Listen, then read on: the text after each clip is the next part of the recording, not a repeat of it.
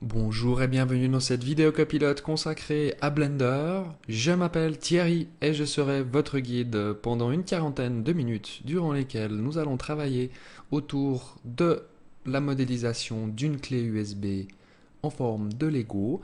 Un petit retour aux sources certainement pour chacun d'entre vous. Une partie modélisation essentiellement, le connecteur, une partie légèrement matériaux avec un peu évidemment de matériaux pour notre connecteur, une impression du logo Lego sur nos pièces et puis en final un petit peu de compositing pour modifier les balances colorimétriques de notre image.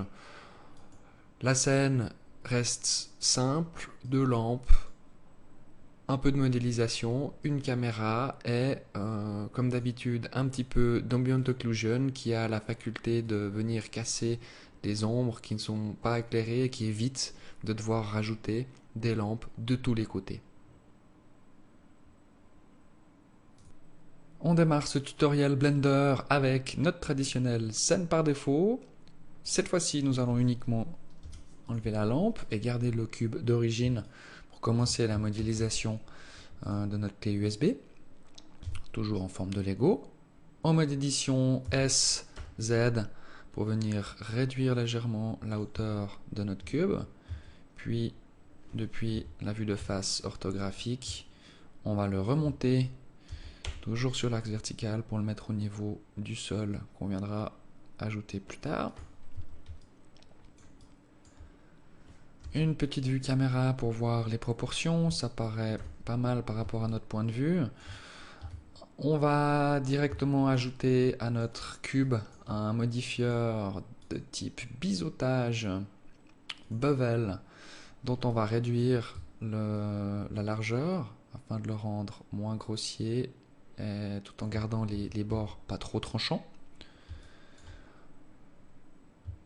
Shift A pour ajouter un nouveau mesh, un cylindre dont on va réduire le nombre de vertex, le rayon de moitié et la profondeur de moitié. On va le remonter sur l'axe Z. Puis en mode édition, on va venir réduire légèrement sa taille et déjà le positionner en vue de le répliquer 3 fois pour constituer notre pièce de Lego. Nous allons ajouter à ce cylindre un modifieur de subdivision de surface auquel on va venir ajouter ici en mode édition un loop cut pour fortement affiner voilà l'arête ici, la rendre bien plus tranchante.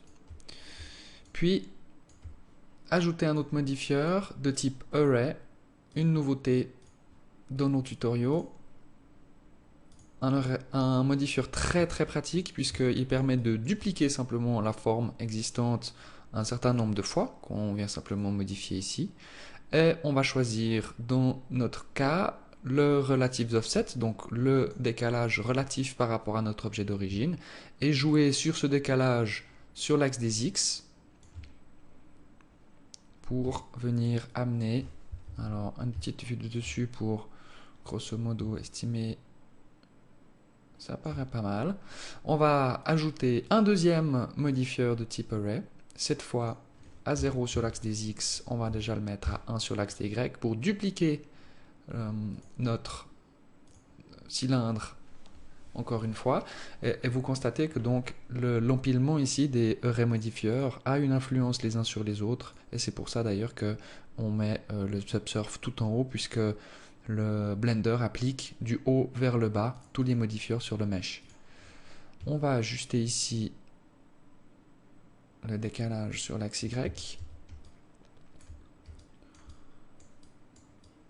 On est plutôt pas mal.